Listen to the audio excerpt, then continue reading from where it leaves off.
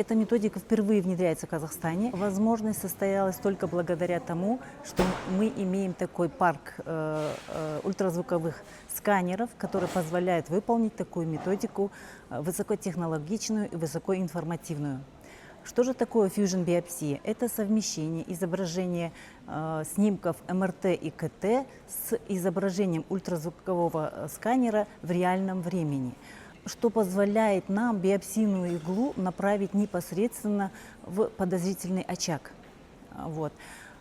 Значит, преимущество данной методики – это высокая информативность и высокая точность. Главное – это снижение и минимизация осложнений при биопсиях, а эти осложнения действительно бывают. Это действительно выборка клинически значимых раков на ранней стадии. Вот.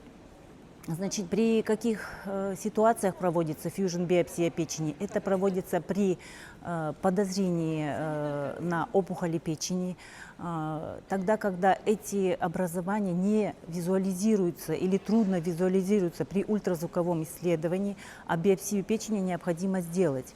Также это проводится при подозрении на раки предстательной железы, но мы знаем, что стандартное проведение биопсии предстательной железы, она дает до 30% ложно-отрицательных результатов.